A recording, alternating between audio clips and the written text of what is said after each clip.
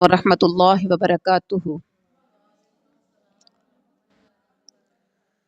یہ رمضان المبارک کا مہینہ اور رمضان المبارک کے مہینے کا آخری عشرہ ہے، جو کہ اللہ کا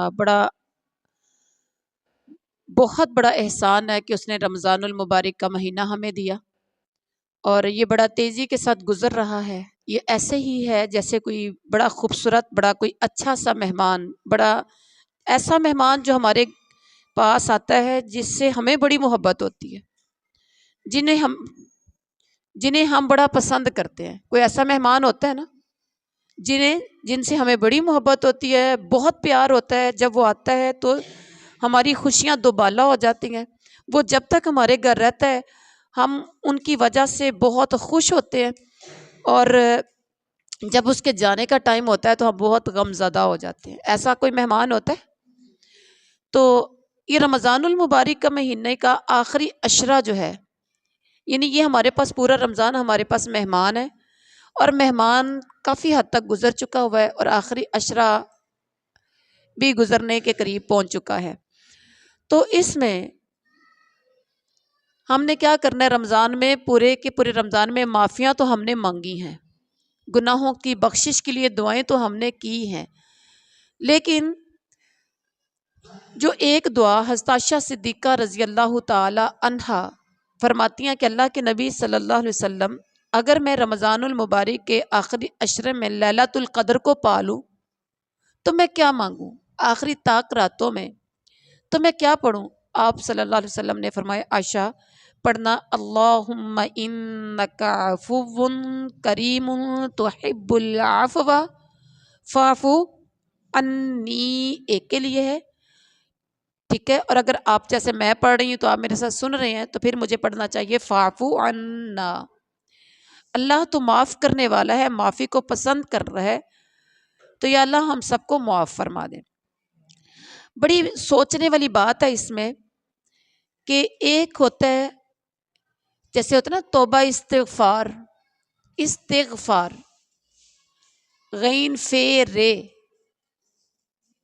ٹھیک ہے؟ غین فے رے اس کا روٹ لیٹر ہے۔ تو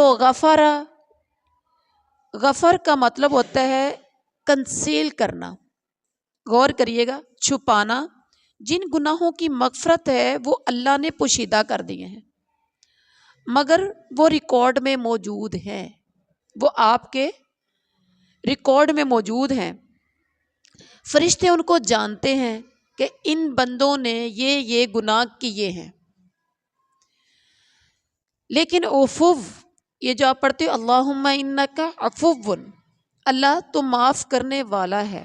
عفو کا مطلب ہوتا ہے اریز کرنا، معاف کرنا، ایسے جیسے سب کلین کر دیا جائے، پیج کو، ورق کو بالکل صاف کر دیا جائے، سلیٹ کو صاف کرنا، ریکارڈ بالکل صاف کر دینا کہ اب اس کے بعد کوئی چیز باقی ہی نہیں رہتی، ٹھیک ہے؟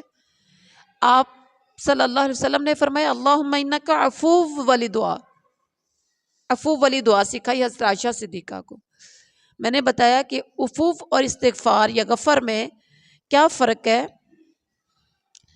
کہ آپ اس میں عفو میں گناہوں کا ریکارڈ باقی موجود رہتا ہے، غفر میں غین فے رے یعنی استغفار میں گناہوں کا ریکارڈ باقی رہتا ہے، جبکہ عفو میں ریکارڈ ختم ہو جاتا ہے۔ سبحان اللہ۔